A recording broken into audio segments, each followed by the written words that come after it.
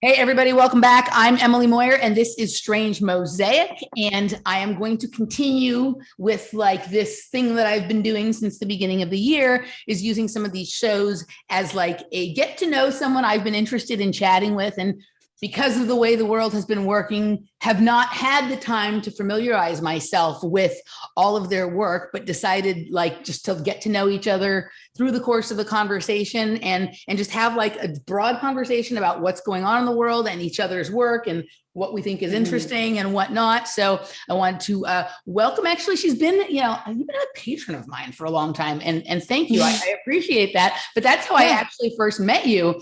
So I wanted to welcome Meredith Swaim. Welcome, dear. Nice to finally get to chat with you. Yeah, definitely. I admit I'm really excited. I'm like really excited to talk to you.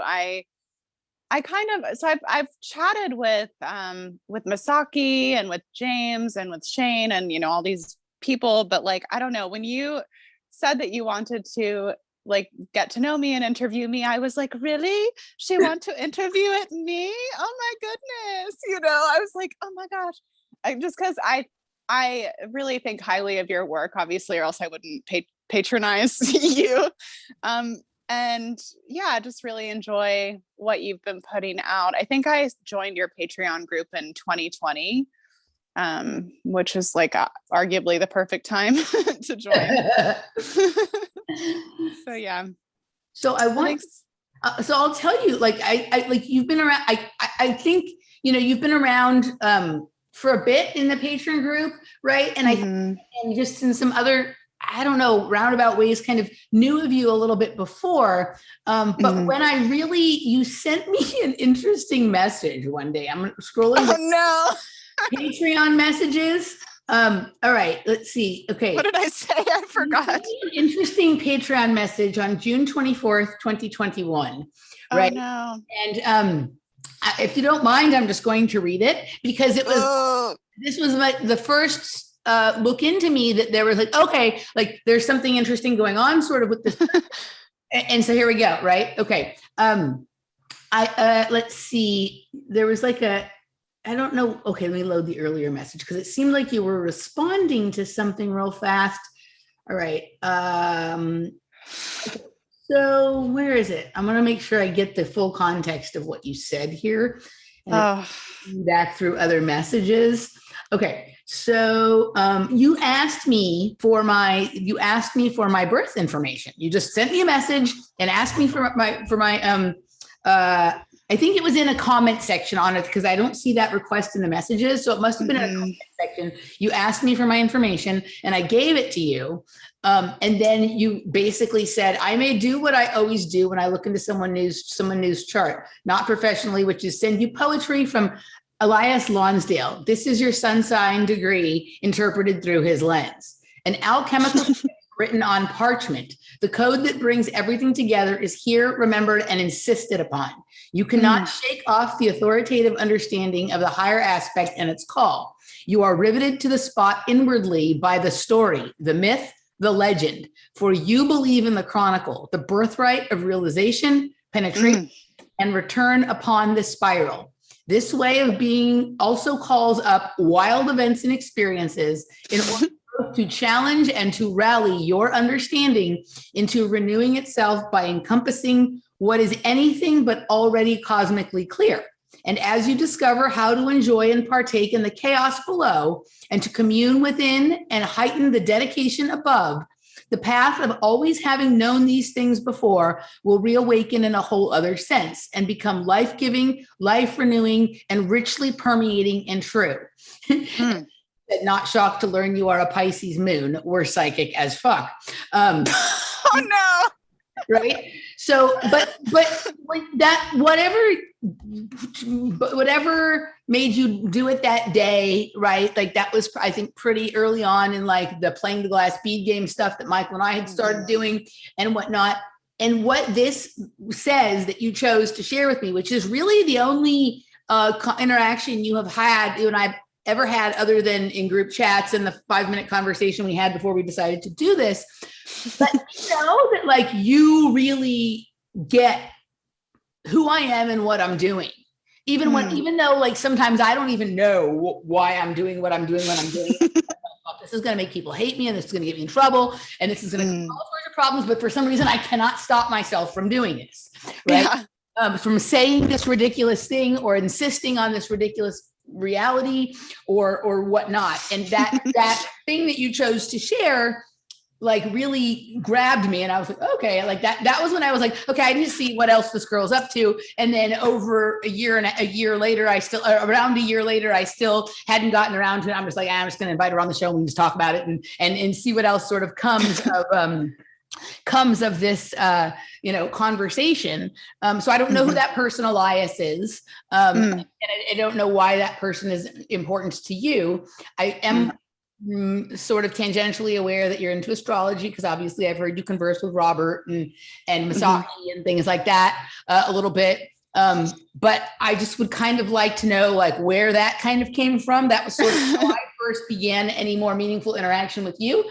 And then we can just go wherever this conversation takes us. So yeah. Well, so Elias Lonsdale is an astrologer in his own right. And I mean, some of his stuff is a little bit new agey, but he wrote this book called Inside Degrees. So like in the natal chart really like if you go outside and you look at the dome or whatever, it's like 360 degrees because it's a circle. So every single one of those degrees has a type of energy or a symbol or something like that. And this is just his take on that particular degree that you were born under, right? And so I thought I do this sometimes. I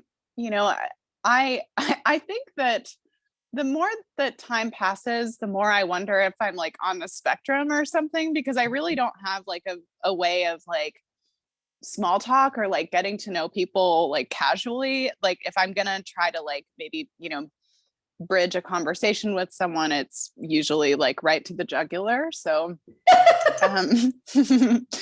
so so that's who he is. And I discovered his work, I guess. I mean, really, like, let's see, I've been learning astrology since I was in college, which was like 18 to, I was a late graduate, so like 24, 25. And then I think in 2016 is when I started my astrology business. And then I've just been doing it ever since. And it's pretty much my meat and potatoes now. So I think I discovered this book that he wrote. And I got myself a copy in, let's see, it was like 2017, 2018. Inside Degrees is what it's called. Yep. Okay, continue. It's his best, in my opinion. And there's also there's a website that like has all of these degrees annotated too, that I can send to you.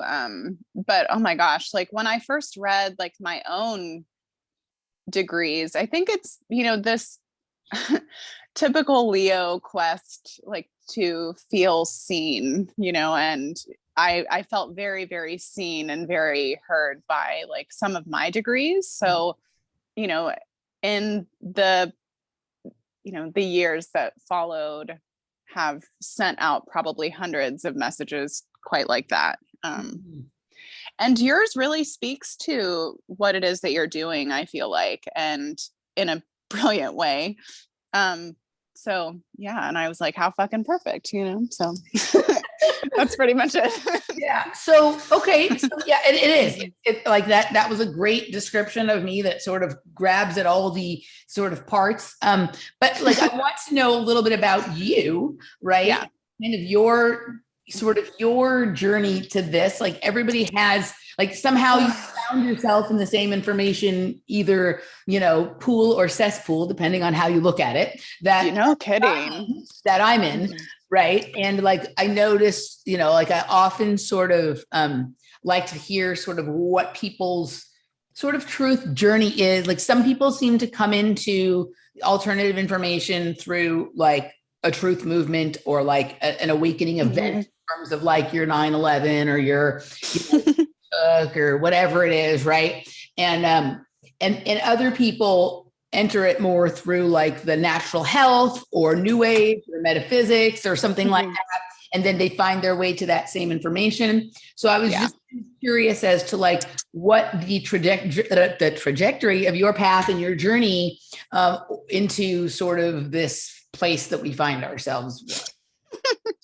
Yeah, I was pretty late to the bigger picture, like the, the global gears working together. I was pretty late to that. But I was always extremely sensitive, like deeply empathic, and like could feel just the people that were around me. And I think that in terms of like acquiring a deeper understanding of life, or like, recognizing that I'm not normal, is this going to go on YouTube? Well, it is. It is. Okay. Most likely. Right on. It depends on the nature of our conversation and what we get into. If there's, like YouTube stuff that's not really appropriate for YouTube on here based on their rules, then but it generally gets the most listens if it is. So sure. Yeah. So that's the plan, but don't censor yourself. Say what you want to say, and then, it lands where it lands.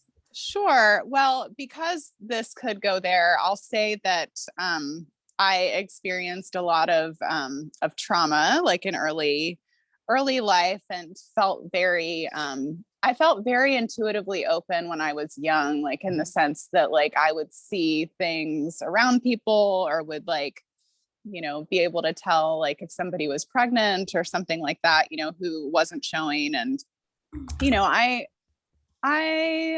I guess, moving into like my teens, like I went pretty much into like full on like psychosis, actually. It's funny to me now just because of like the extreme intensity that it felt like it was. But so I spent a lot of my teenage years pretty much institutionalized, which is something I haven't really shared in any capacity publicly before. So cool. And so I to the extent that you're comfortable, institutionalized for what? I already am intuitively feeling what's going on here, but what is the story that they've told you? Sure. Well, I had a fascination with death, and like wanting to, like, really, to be honest, like wanting to leave this realm, So I had a couple of, near death type experiences, and it was mostly, like mental illness or suicidality or whatever, like you would want to call that. So, it's kind of funny because like, I think that the first time I was feeling very hopeless and very like not wanting to be here. Like, I think that the density of this place really affected me. And I can say it used to affect me, but like, even today I wake up and I'm fucking tired, feeling beat to shit, so I think that the density of this place affects me and affected me. And, but then the times after that, it was like I was trying to replicate the first experience of just kind of feeling that release and like letting go. Very odd for a teenager, I feel like, to go through that. And then and I mean, there was other stuff too, like issues with food, or like, not like, just really like having a hard time taking in sustenance and like wanting to be here, and so then, but then I guess it was when I was 16 that I started to practice yoga.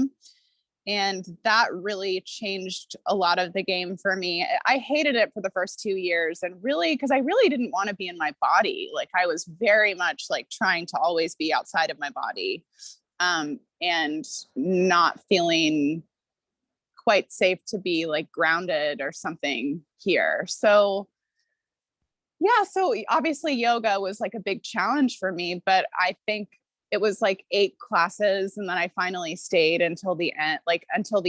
Like I kept like getting up to leave, and like midway through, because I was just like, fuck this, like this sucks, And then I guess let's see. So then It took me like yeah. Sure. So it's interesting. I had no idea that this is what we were going to talk about, right? Me neither. Yeah. I had no idea this is what we were going to talk about. And, right. But for some reason, before you went down this path, when we were still just kind of talking about the Ellis Lonsdale thing you sent me, I felt compelled to ask you what your heritage was and where you were from and about your parents. Oh, interesting. Yeah. Well, I'm not really, there's a lot of like, you know how like when you get into this space that we're in now, like you're like, is this my ancestry or is this like a fake? Like, is this fake? You know? So there's a lot of like Dutch, Irish. There is a lot of there's Ukrainian, which is interesting. Yeah.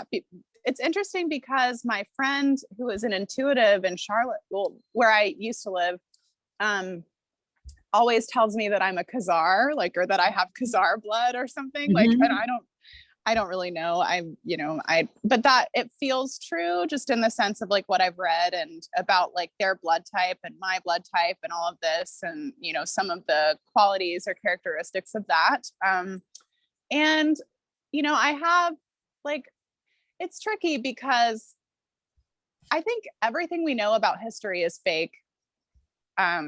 Maybe not everything, but I have a hard time believing it. But I had an ex-boyfriend who was really into doing genealogy, and he said that I have some like, you know, some mixed ancestors, if you catch my drift, you know, in the sense of like, you know, potentially like plantation owners sort of like having their way with like the people that, you know, so there's that. And then apparently I did a little bit of work with Babs.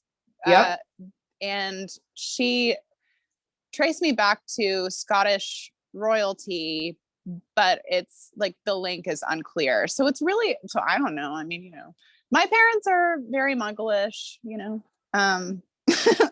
extremely Muggleish. And where did you grow up? Where are you from? I grew up in Charlotte, North Carolina, and I didn't leave until a couple of months ago, which feels really good too. And it's funny because I'm going back there this weekend, and so I immediately started talking. Like, I don't know. And again, I need to become more familiar with this, but it's just something that comes up over and over and over again. Right. Okay. Like, are you familiar with Fritz Springmeier's description of the creation of a moon child? No, I'm not. Okay. So this is something that somebody brought to my attention years ago. Right. So I had initially, when I first started studying mind control, back in like 2008, 9 and stuff like that. Right. Well, I mean, I really started in about 2005, but it took a certain number of years to penetrate the sort of surface layers that they are okay with people understanding, right? About it. It took me a while to penetrate that. And then there's like this second layer, which is caught there to catch people who get past the first layers, and right. Like there's all that kind of stuff. Yeah. So when I got into finally understanding what MK Ultra and mind control was really about, obviously I found myself looking at links that were talking a lot about Fritz Springmeier and Cisco Wheeler and stuff like that. And I didn't read his books, but like in the days of the internet when you could find a lot more weird stuff very easily than you could now, I certainly read like lots of links and outlines and overviews and things like that. And at that point, I don't want to say I dismissed Fritz Springmeier, because it's not that I didn't think the things that he was saying were true, but I was still in a place where I was very put off by anybody who was Christian or religious. Sure. So I didn't pursue his work further because of his the perspective that he comes at things from based on his, Christianity. Right. Yeah. At this point, that stuff doesn't really bother. I don't think that affects a person's ability to analyze what's happening. I think it affects a person's ability to analyze why it's happening or what the solution is. That's Sure. right. But I actually think that a lot of the people who are Christian, and whatever, actually do a pretty good job now analyzing what's happening. Right. Right. And so I'm not so put off by it. So, and now I'm just find myself at that time, I had nothing but time because I was a tweaker. So like I was up 72 hours a day. Right. Sure. Now I don't have that same, false time dilation situation going on. Right. But, so one of the things that is on my list to do is really dig into his work, not because I think he has everything right, but because there are nuggets there that continually come up for me, not having any idea that he's gone there. Right. So it's not like, he did me with that idea. And so I've expanded. Right. So he continuously comes up. And I do know that like Elisa, Elisa and I have very different views on lots of things. But she is like, if she thinks there's value in something that even has a lot of problems in it, I tend to agree with her that it's like worth a look and there's something there and whatever. He always spoke particularly highly of his work that included Cisco Wheeler, maybe not so much of the stuff he did on his own. But he has this, I just pulled up his book, the PDF of his book, and like there's an area called Foundation Step 1, Preparation of the Children by Spiritual Preparations and In Utero Traumatization of the Moon Children. Oof, triggered. This is where it first came, like when you were talking, I was like, I got to go find the Moonchild portion, right? Because two things, like you said, you have a Pisces moon, and that is one of the, so I think I'm considered one of I'm considered pretty much the ideal for a Moonchild. I am I'm a Cancer with a Pisces moon, and I had a delayed birth, right? So it seems to be, I had a delayed birth, and it seems to, again, this is just from what I understand about his work. If I'm getting something wrong, I'm not doing it intentionally. I'm happy to be corrected by someone who's more familiar with his work than I am. And, when I get his book is thick. So when I get my month off the grid, I plan to do, right? When I finally earned myself a month off the grid, I will take that book or that copy of the PDF or whatever with me and dig into it and get a more clear understanding. But that, because I'm Cancer with Pisces moon and my birth was delayed 2 weeks, so I was born 2 weeks late.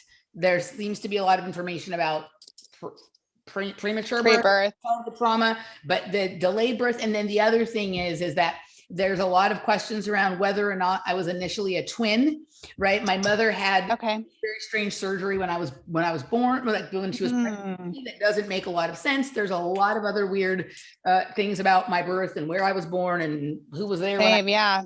Weird stuff like that. And also questions about whether my parents are really my parents. I'm less stuck. Oh my God, I relate to that so much. Less stuck on that now. I do think my parents are really my parents, but I don't know that they're the only parents that I have. Like, I do think that one of the experiments that we're not really super clear on is that, we aren't being, okay, I'm going to be careful how I say this because it's not worth not being posted over this, but I'm going to say it clearly. We are being led to believe that a certain countermeasure that's being offered right now is called those of us who don't like the name that they're calling it, we call it a different thing. And that thing is a certain kind of therapy, right? And that is a truth, but that isn't the only thing represented by that name. Okay. And so I think one of the experiments going on in certain period of MK Ultra, right? This, putting lots of things together in a petri dish. All right. And so what happens. This is so fascinating. Wow. Okay. So I mean, my mother was on bed rest for for a long part of her pregnancy with me. My dad likes to joke that I came out a pain in the ass or that I was a pain in the ass from jump, but have definitely uncovered a lot of pre-birth trauma just in my own reflection and my own energy work. And, and it's interesting too, because, all right, I'm going to kind of deviate, but then I'm going to come back to what we're talking about because, basically like life happened in between, you know, whenever I started yoga, right? And then, you know, I went to school and all of this and I did the thing. And then I had sort of like a new age type of awakening experience and was really funneled right into that type of ideology or system. And but then I dealt a lot with hauntings and entities and just stuff that some of my peers like were not having to deal with, like from the seams of it. And then in 2020, you know how like people talk about this time as like somewhat of a remembering. Yeah. And that like, you know, there's this sort of idea that like if they can get everybody like hooked up to the cloud before they remember, then they can subvert, you know, a lot of like people rising up and remembering their power and remembering all of this, you know. And so I had a series of visions in 2020. And I had a lot of also memories of other sort of like the end of days of other civilizations here and then on other planets, which was very hard to like contextualize because I don't know, like I don't fucking know like what, you know, what in the fuck, you know. So and then I also had memories of abductions, you know, and being on the operating table with like the, you know, syringe taking out some of my cerebrospinal fluid. And then I kind of like, so luckily, I think it was June of 2020, my friend, Erin, who does human design work, she sent me an interview that Shane did with David Whitehead. And he basically confirmed everything. And I was like, God damn it, you know, because I was really like, you know, depressed and having a hard time like with, you know, and I wasn't really involved in the truthy stuff before that. Like, I think I saw like, you know, some videos in 2012 and, you know, of like the Illuminati and how there's like this secret group of elites that like rule it world, you know, and I was just like, that makes sense to me, like checks out. Like you can feel it when you go into the doctor's office, when you go into school, when you go into like the bank, when you go into like the supermarket, you can feel that there's something off and something not right. So I didn't really need any convincing, you know, like I was just like, yep, that tracks. But then I kind of left it alone and it almost felt like it was like specifically like hid from my awareness, or that like I was blocked from like learning and, you know, discovering about it and stuff like that. And so of course, when I started to have memories of like being young and being on like an operating table, or like, you know, having to go do things with like people that look like they're in military garb, or like, you know, and also, you know, I don't want to profess to be any kind of like, I'm not very knowledgeable on like the topic of my labs or like anomalous stuff, but I doubt my own memories a little bit, because I know where DARPA was at this point, and I know where like the technology was at the point that I was was born. So yeah, so all that to say, there are so many things that come up around like my family, my and have been. And it's funny that we're talking about this too.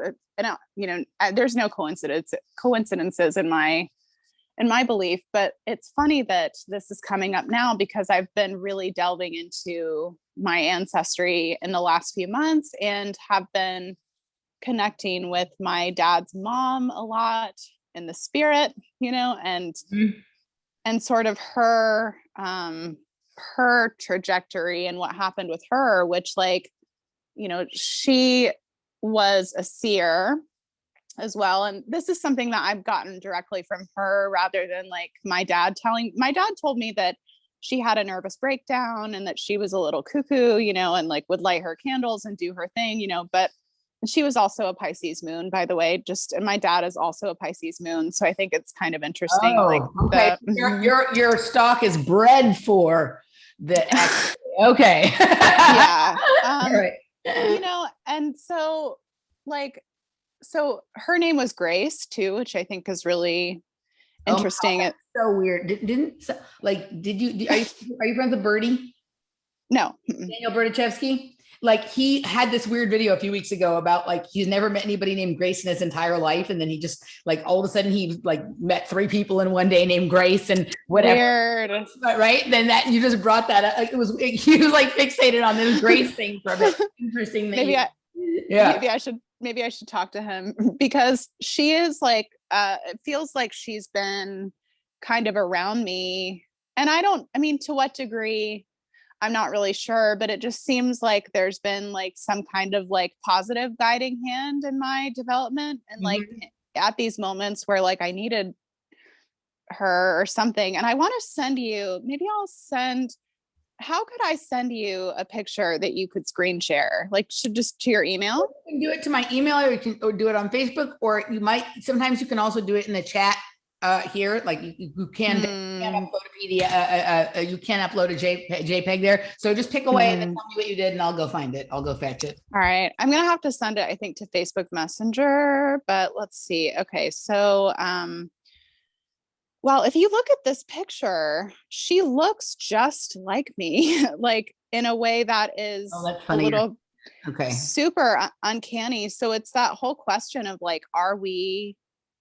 Yes, I was already thinking that, and I was already going to ask you, have you ever looked into the idea that like we are our grandparents? Like that for most people, they're not their parents because there has to be some like bridge between, but that the grandparents, in some cases, maybe the great grandparents, whether that's what's happening. And then also that the idea that the part of the secret of the secret societies is the ability to project your reincarnation and to sort of plan how you're going to reincarnate, and the ability to hang on to some of, if not all of the memories, and whether that be like your awareness of it or just you have a natural inclination towards those things, so you'll automatically be attracted back to that, right? So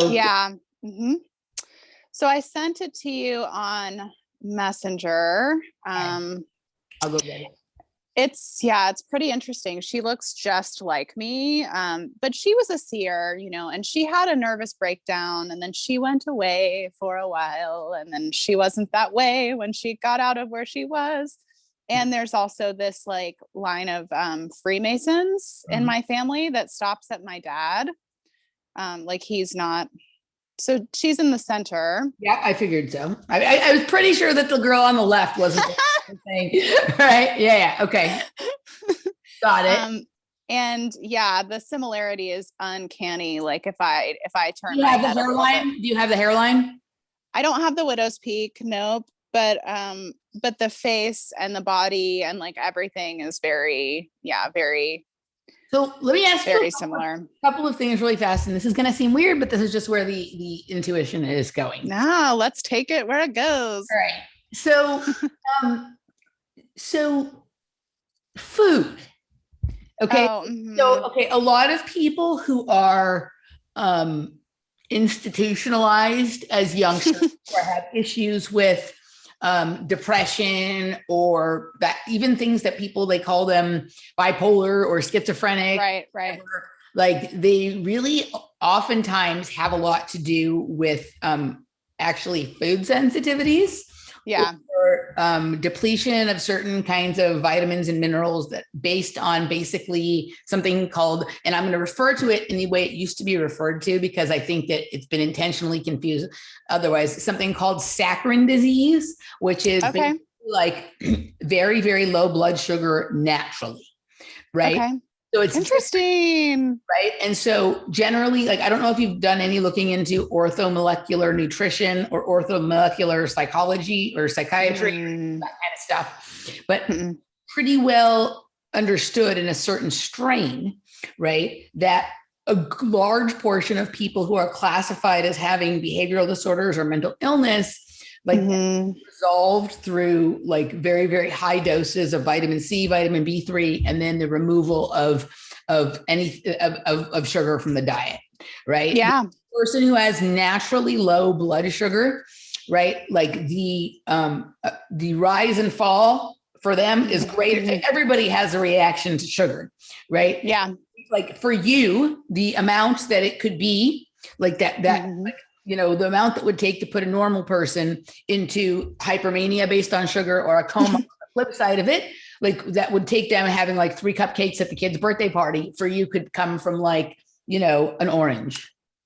Right. Yeah. And it's interesting too, because like I mean, my diet has changed recently, which is something interesting, but in the sense that you're talking about, I think that my diet was like standard American diet bullshit growing up, you know, and then also I was born in 91, and, you know, this kind of gets into a theory that I have about generational astrology and how like there were kids born from 90 to 94 that I think had a lot of spiritual potential.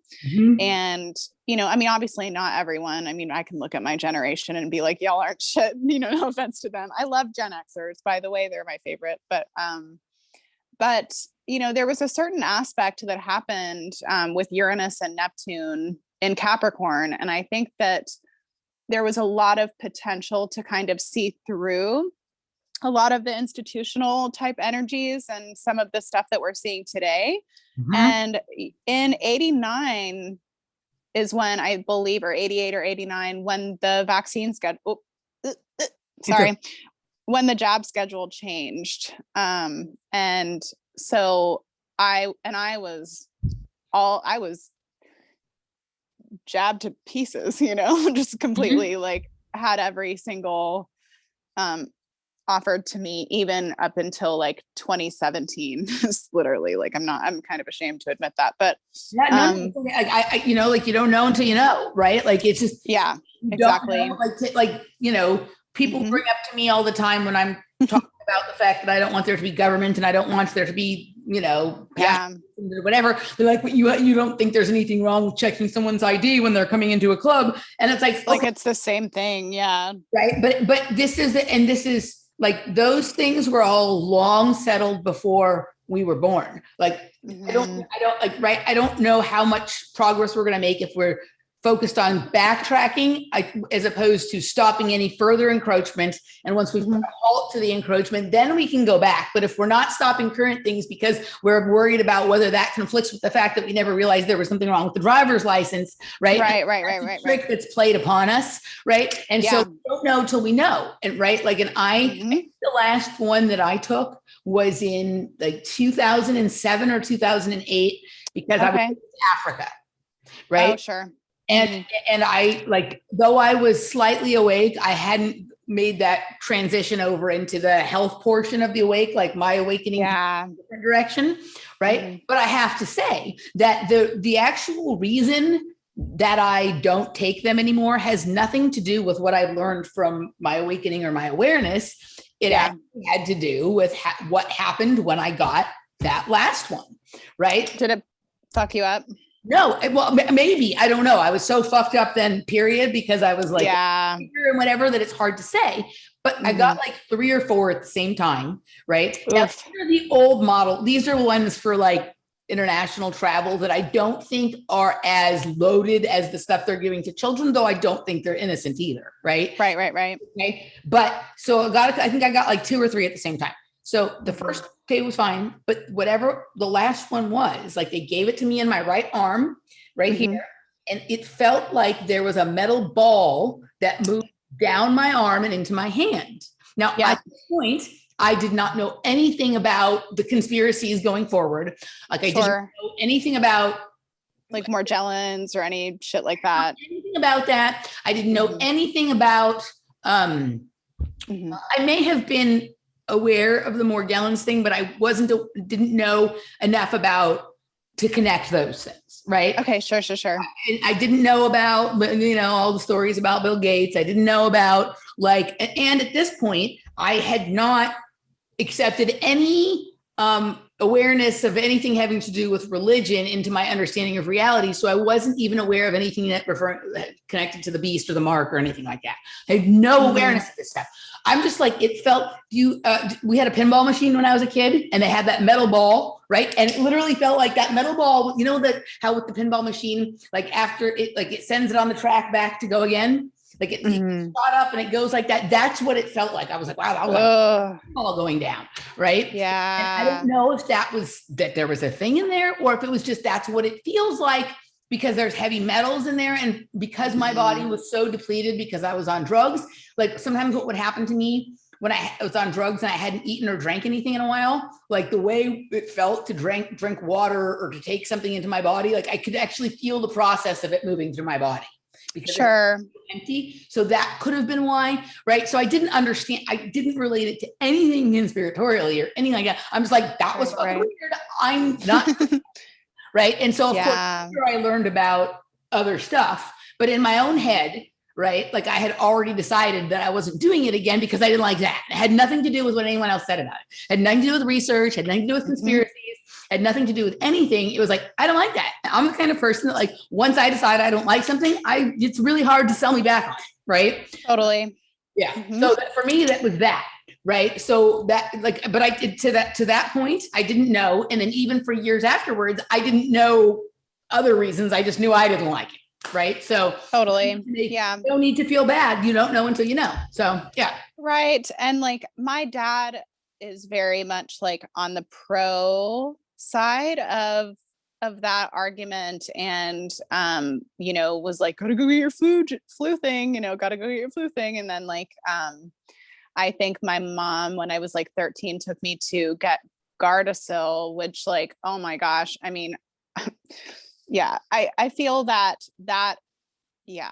one, I mean, like the second time that I took the Gardasil, it felt like somebody was like putting hair gel in me. Like, I don't know. It was very weird sensation. And like somebody just punched me in the arm. And, you know, I guess, and the resulting hormonal issues that I had were absolutely atrocious, you know, but it's like, but yeah, we don't know until we know. And like, I think, I mean, I have kind of a weird trajectory, right? Because some people come at this information through research and but for me, like a lot of the like deeper level of the conspiratorial stuff came through my own memories and like my own visions and my own dreams. So I'm just like, I don't really know.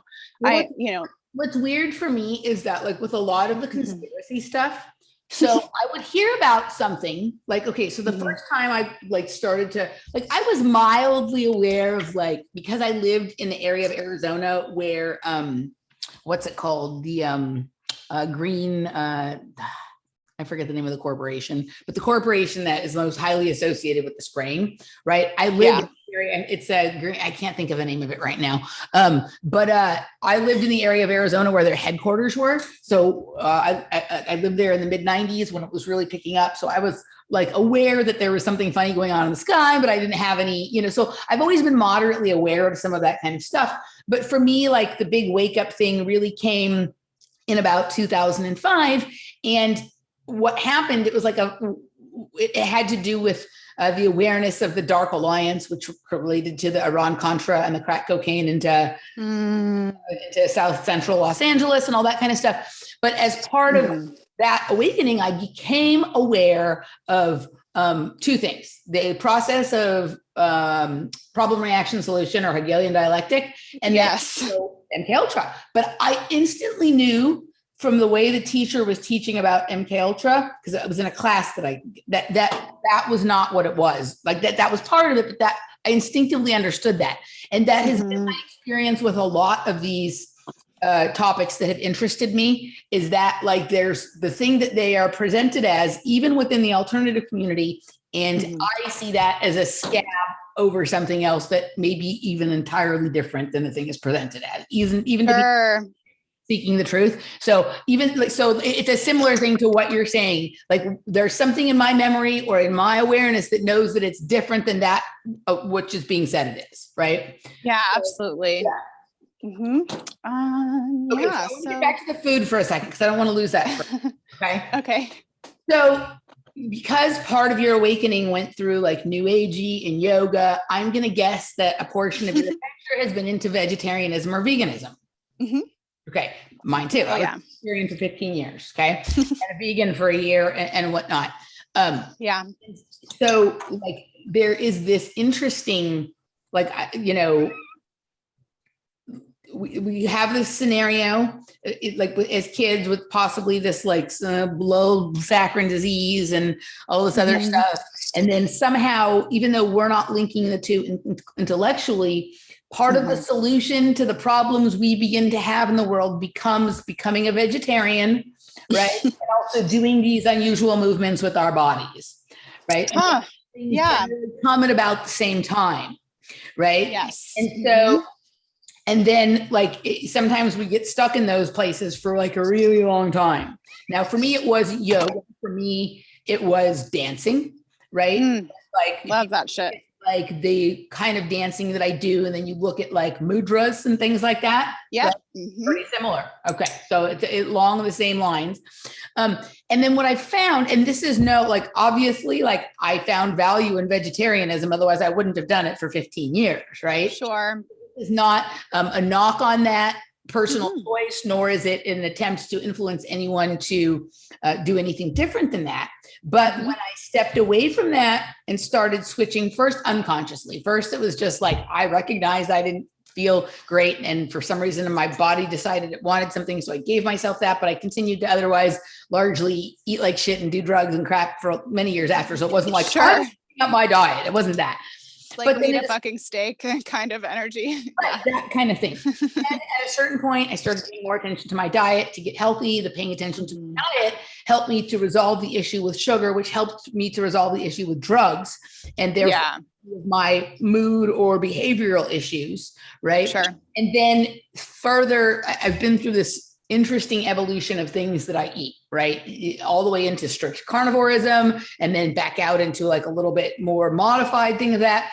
But what I understand is like the story that we're told, whether directly or that we just sort of pick up on energetically about like vegetarianism or veganism or spiritual practice like yoga, getting us more sort of in line with all of humanity and every living being and being in touch with our spiritual gifts and all of that kind of stuff. Like, it's not quite that it's not true, because there is being a vegetarian at times can be very, very similar to being fasted, right? And same with being a drug addict. It can be very similar to being fasted. And I fully understand that many of the experiences I had when I was on drugs are more representative of the truth about reality than the haze that we live in on a day-to-day basis when we convince ourselves everything is fine. That when I began consuming a lot more fat and protein first, but then later directly, succinctly, a lot more meat, there were other abilities or other awarenesses activated that are no less important or true, right? And like one of the things, and I'm just, again, this is just speaking from intuition and just actually what came up today when I looked up the Frick Sprinmeyer thing. Like it's come up for me personally in my own story before, but I didn't even know it was clustered in with the Moonchild thing, but it doesn't surprise me. I mean, just think of the legends we've been told. Like there's a lot of things connected to werewolves with the Moonchild stuff, right? Werewolves and coyotes and things like that. They like the meat, right? They like that's something that awakens their higher senses, their ability to detect what is going on for sometimes like tens of miles around them. Right. Like this awarenesses and whatnot. So A, that, and then B, I want to address what you said about like, you're not claiming any special awareness or experiences with my labs or anything like that. Right. And one of the things I want to say about this, right, and this has become increasingly important for me to say over all these years, is I don't think like there is this one of the false narratives that's been perpetrated in the MK Ultra portion of the truth media is that you're special if you're that. You're special. You have some special ability. You're from some special family or something. And like, I'm not saying that none of that is true. But what I'm actually saying is that everyone is tested for this. Everyone is project and program. And for some people, the way the elements of their circumstances in life are layered into the vessel that is known as Meredith or known as Emily, make them more, I don't even want to say attractive, but more that there's more things to be done with this person. And it's not because like they're any more unique or special or whatever, but they want, like they layered this into these movements so that people would look at themselves and then look at that person and say, I'm not that, so I must not be that. Right. And like a lot of it had to do with this idea that it's always got to be a blend of Celtic and Native American blood, or that it would always include some special ability to, bilocate or appear and disappear and reappear, or to send telepathic messages, and that I'm not saying that isn't part of it. Like I'm not saying that it doesn't exist, but there is a million useful skills, millions of useful skills.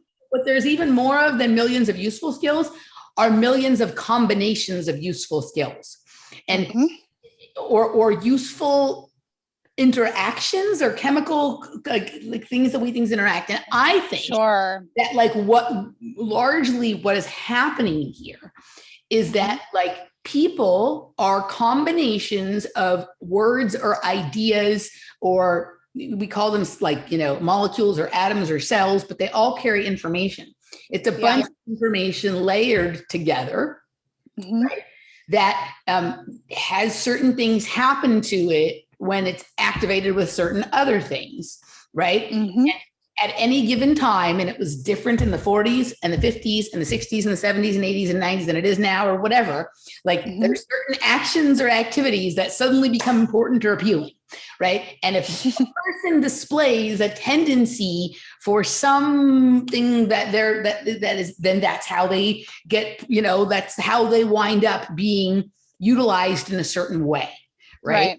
So it's not like, oh my God, Meredith, you're so special. So don't they've kept so many people from speaking about their experiences because they think that it doesn't match up to someone who's like super famous in that realm, or because like it's this plebe mind. Like we all have unique, interesting things, right? About whatnot, but it sometimes doesn't even have, like, sometimes it's a very ordinary person, but just based on the fact that like they come from a family where there's all this, like they come from a family that has a very interesting genetic combination, or whose parents work in interesting fields. And therefore that child is in a scenario, they maybe are growing up in a different place than other people are, or they have access to certain other things. And that combined with the chemical reactions taking place in their body based on their genetics, or some, they may have something that we think of as a shortcoming or a bonus that requires them to do certain things to their body in order to maintain in the same density that the rest of us exist in here. It causes something else to happen. And so their response to the normal stimuli that everybody else is exposed to is different. And that is therefore interesting, right? Like if you ever paid attention to the Dave Paulides material? No, I'm very under-researched in a lot of this, considering go on. So the Dave Paulides material is largely about people who go missing in national parks. Sometimes it's not or natural settings, right? People who go missing under very mysterious circumstances and then either never reappear or reappear. And then when they reappear, maybe they're dead or they're alive under equally unusual circumstances. And he doesn't do a lot of like making claims about what he thinks is going on. Which is at this point, for how long he's been doing this, that's my problem with him. But it's interesting to look at the information he's compiled.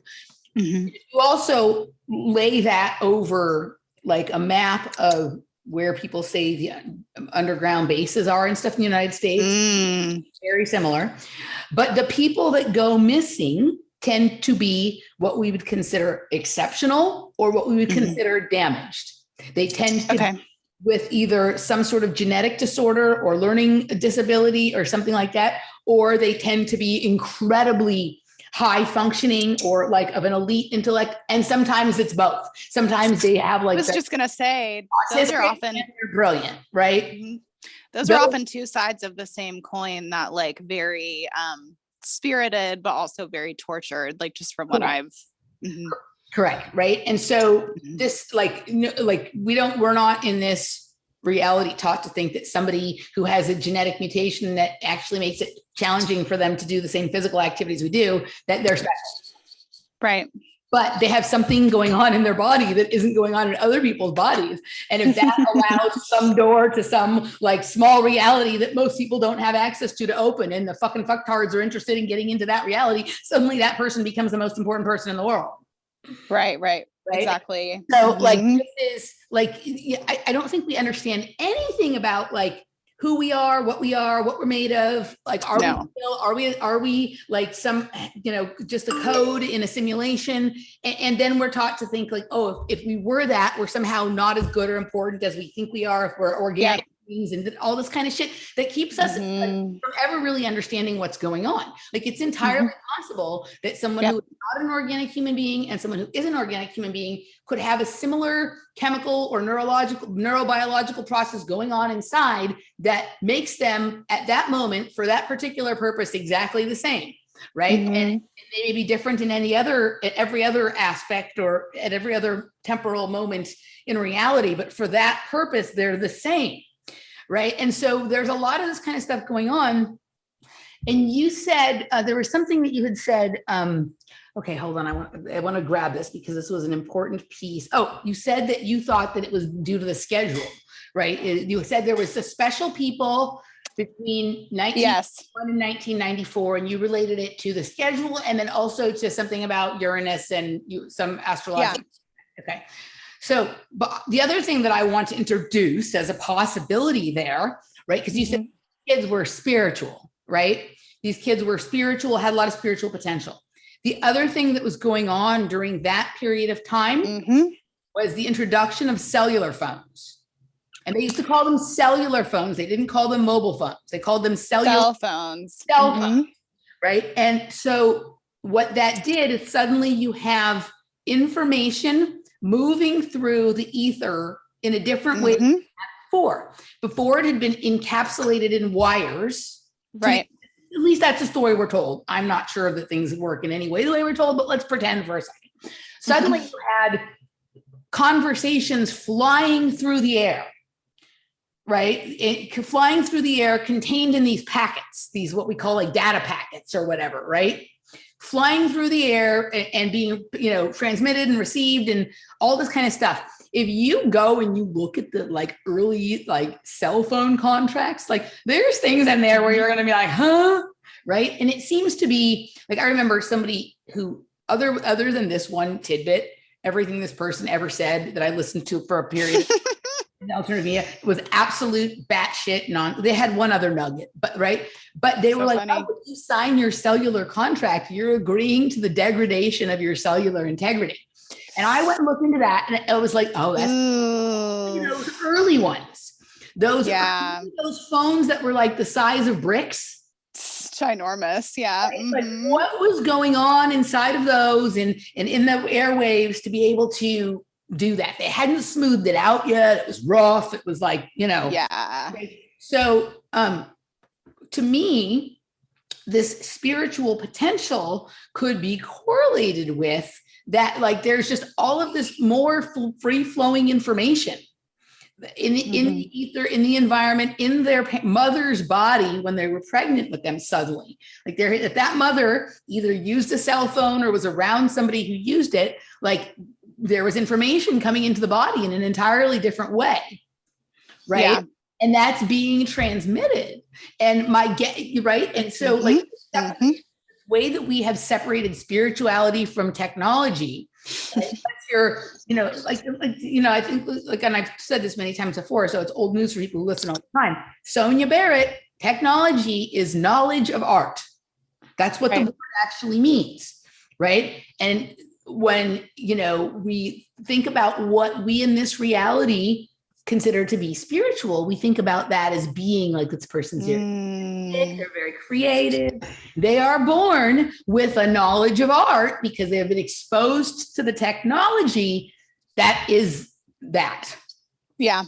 Right. And so I think I'm not saying it's not the things you said, but I'm saying add this to that picture that was, I remember like that was, late 80s, we started to have beepers. Early 90s, we started to have cell phones. Now, there were a few people that had cell phones in the 80s and maybe even in the 70s, but they were ginormous and they weren't using it was not ubiquitous enough for it to be, that was that period of time, like when we had started to have like Motorola and, LA Cellular and Cellular One Network and all of this. I mean, it was like $1 a minute, right? It was expensive. But for people who were working for executives, working for corporations, they, you and I didn't recognize that money wasn't real at that point, but they already knew it. Sure. So they're not worried about spending $1 a minute to do whatever they're doing, right? And this is a side effect, or maybe it's the purpose, and the things that we think of as the point of that stuff are the side effect, right? We don't know. Right. And so I just wanted to layer that onto that. Okay. And then that's also the period of time we're having a transition in our food during that period of time. Yep. Right. To a higher degree of technology food, right? Yeah. Okay. But this is, and I was having this conversation. We were talking about this a few weeks ago in Conspiracy Cocktail, right? Because we were talking about like the difference between somebody like Sonia's perception of what's going on right now and maybe someone like Alana Freeland, right? And like Sonia doesn't want all the same things that Ilana doesn't want, right? Right. Sonia accepts that whether she wants them or not, they're going to happen anyway. They're not going to stop. And the human is perfectly capable of like adapting to it and moving forward, that it's not necessarily a death sentence, although there's going to be some people who can't adapt to it. And for them, unfortunately, it is. Right. And we're not clear. This is the great mistake we make. And this gets into Alison McDowell and all of the other people. And I'm right about this. This is me saying this about their work. This is not Sonia or Alana or Alison saying any of this. But I think this is where Sonia would probably come from. And I don't even know because I haven't necessarily asked her, but I'm talking to her later today, so maybe I'll ask her. Right. Right on. So when things that we think of as good for us were first introduced, how do we know that there wasn't this difficulty for our bodies to process that either? Yeah. No, a lot of what you're saying, makes sense. You just brought a lot to, I'm like, where do I even begin with like what you've said? I think in 92, wasn't it the year that like 179 countries came together and agreed on, I guess for lack of a better word, like the agenda for the 21st century was like in 92, like Rio or something, where the like young girl gave the talk. And yes. Yeah. And so, and also the quality of television, around that time, like I feel, even though I know that, I mean, I don't have a TV, like in my little studio cabin, I don't have a TV. I don't have I struggle to, and this is, Amy, right? Miss Amy D. Yes. So her and I recently started a podcast called Take the Gold Pill. And one of the things that I think is really interesting about her and I is that I have absolutely no pop culture knowledge or awareness. Like I've just kind of been living under a rock my whole life and like doing me, but she loves to like watch. She calls herself Trash Panda, it's her words, not mine. I don't see her that way, obviously, but she loves to like watch, or she pays attention to the pop cultures and the movies and the TVs and all of this. And like, whenever, I think this is something too, that you and I kind of can relate on, which is that like, whenever I went to watch a movie that had any particular relevance to what is happening now, or like to some of the deeper layers and context of this reality, I would fall asleep and I wouldn't be able to and I still run into that all the time. Like Shane told me to watch, I mean, I don't do what people just tell me to do, but he told me like it would be a good idea for you to watch Cloud Atlas. I tried to watch it and I fucking was out in the first 10 minutes, you know, and he was like, you know, just keep your eyes up and try to like, you know, and I was like, yeah, okay, maybe, you know, but Atlas is the one where like it's with Halle Berry, right? And Orlando Bloom. Ugh, And you're asking the wrong girl. I think, isn't that one? And it's like they're different people in different realities. They show them Yes. times. Okay. I like think incarnating a different, because I, you know, I think that I've run into that type of realization on my own, just like that there's some people that I've known before, and there's like just this instant familiarity, whether we're meeting in person or online. And you know, but so gosh, you said so much, I just want to like dive into it all. You said, kind of going back to the food thing, if we could like jump around, like I went vegetarian when I was 23, and a few years ago I went vegan. And you know, I really, like, to be honest, was quite self-righteous about it, and quite you know, was quite like, this is the way. And you know, of course now I'm very averse to anyone telling me that this one way is the way. I really like find myself very put off by that. And so yeah, so it's really interesting that. And then you said something about like, you know, this going hand in hand with like yoga or kriyas or dancing or movements that open you up in a certain way. And then also you kind of, you haven't really talked about handling exactly, but like just the idea that some of our choices aren't really our choices, right? And kind of like, you know, some, I mean, yoga saved my life. I can't even front, like it really like helped me to, I don't know, I kind of like started to open to energetic anatomy and stuff like that, because I can feel it. The reason it's so hard to be in my body is because my body is a fucking pendulum. So shit passes through me and I can feel. So I started to really feel my field. I started to really feel different centers and stuff like that. And then you said that, you know, and just recently, like as of last year, you know, and I'm getting to be friends with like Shane a lot in like 2021. And I have my best friend, and Charlotte is a really nice dude, and who knows a lot about nutrition. And both of them are like, you know, you could probably eat a little meat. You probably wouldn't feel like this if you ate a little meat, you know, if you ate a little bit of animal protein, you know. And then I started having dreams of having eggs. And honestly, Emily, like they felt like sex dreams. Like, oh no, like I was doing, like I was, like I was doing something wrong, you know. And, but, you know, but those dreams kept appearing where I was like eating eggs and I was like, you know, feeling so nourished by them. And so finally I was like, you know what? Fuck it. Like, I'm just going to start eating eggs, because it appears that dream me is trying to send a message to me that like, maybe there's something in this that I could benefit from. Right. And kind of also discovering, I'm not sure if you're too familiar with the MTHFR. Yeah, I'm gene. Very well aware. Yeah. Gotcha.